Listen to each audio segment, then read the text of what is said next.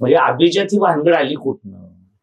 तर 2004च्या निवडणुका सुरू होत्या आणि करुणानिधींची सोनिया गांधींची चर्चा सुरू होती. करुणानिधींनी अट ठेवली की तुम्ही युपीएचा जो जाहीरनामा काढाल निवडणुकीचा, त्यामध्ये तुम्ही आमच्या भाषेला अभिजात दर्जा द्याल असं जाहीरनाम्यात आश्वासन द्या. आणि मग युपीएच्या जाहीरनाम्यात तसं आश्वासन दिलं, मग ठरलं की अभिजात भाषेचा दर्जा द्यायचा. मग कमिटी झाली, तिची सगळी प्रक्रिया तयार झाली. म्हणजे तिथले जे राजकारणी आहेत की ते असे जाहीरनाम्यात टाका म्हणतात आणि मला किंवा मिलिंद जोशींना, सुनीता राजेंना आम्हाला आंदोलन करावं लागतं, आमच्या भाषेचं काय झालं बघा राजकारण्यांकडं. म्हणजे राजकारण्यांच्या दारात जाऊन आम्हाला आमच्या भाषेच्या दर्जासाठी तुम्ही जागृत व्हा, त्यांना झोपेतनं जागा केल्यागत आम्हाला हलवावं लागतं. इतर भाषेचे राजकारणी स्वतःहून पुढाकार घेतात. त्याला कारण मतांची. आता सुद्धा अभिजात दर्जा जो मिळाला आपल्या भाषेला, आम्ही असं म्हणत नाही की आम्ही 8 वर्ष आंदोलन केलं म्हणूनच मिळाला. आम्ही असं म्हणतो की महाराष्ट्रातल्या जनतेने लोकसभेला जो सरकार विरोधी कौल दिला आणि मग देवेंद्र फडणवीस महाराष्ट्राचे मुख्यमंत्री सांगत होते की 3%च मतं आम्हाला हवी आहे, तर ते 3% मतांमध्ये मग आमची सुद्धा काहीतरी भाषेच्या प्रश्नावर सुद्धा 0.10-20 वगैरे होऊ शकतात असं त्यांना झालं असावं.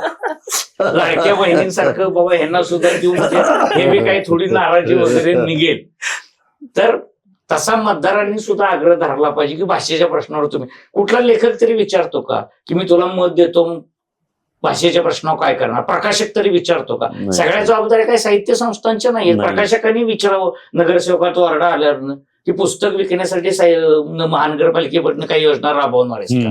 लाडक्या बहिणीला जसे पैसे पाठवतोस तसं आता तुम्ही बघा ट्रेंड असतो, इकडे यात्रेला नेलं, तिकडे देवदर्शनाला दिवाळी पाकिटात पाठवली फराळाची, तर फराळाच्या पाकिटाऐवजी पुस्तकं पाठवशील का? तर तुला माझं मत. लेखकांनी, कवींनी आग्रह धरला पाहिजे माझी 100 पुस्तकं पाठव म्हणून. असा आग्रह नको. वार्डातलीच पाठवली जाते. वार्डातलीच पाठवू देत, वार्डातली पाठवू देत. कुठली तरी पुस्तकं कुठल्या कुठल्या मार्गाने गेली पाहिजे. मतदारांना सुद्धा आग्रह धरण्याची गरज आहे. म्हणजे मग लेखकांना सुद्धा उत्पन्न वाढेल, त्यांना सुद्धा मानधन मिळेल. तर ही सगळी व्यवस्था बदलण्याचं काम फक्त महाराष्ट्र साहित्य परिषद करू शकत नाही. तर त्याच्यासाठी लेखक, प्रकाशक, साहित्य संस्था आणि वाचक सगळ्यांनी आग्रह धरला पाहिजे की भाषेच्या प्रश्नावर तुम्ही काम करणार असला तर आम्ही मत देऊ. म्हणजे भविष्यात असं काम करायला लागेल की भाषेच्या प्रश्नावर तुम्ही लोकजागृती केली पाहिजे की भाषेच्या प्रश्नावर लोकप्रतिनिधींना मतदान करा, जो भाषेसाठी काम करेल त्यालाच मत द्या, असं महामंडळाने सुद्धा पत्रक काढलं पाहिजे. म्हणजे जरी मी महामंडळाचा कोषाध्यक्ष असतो तर निवडणूक आली की महामंडळाने पत्रक काढलं पाहिजे की मराठी भाषेसाठी जो पक्ष काम करेल त्यालाच आम्ही मत देऊ.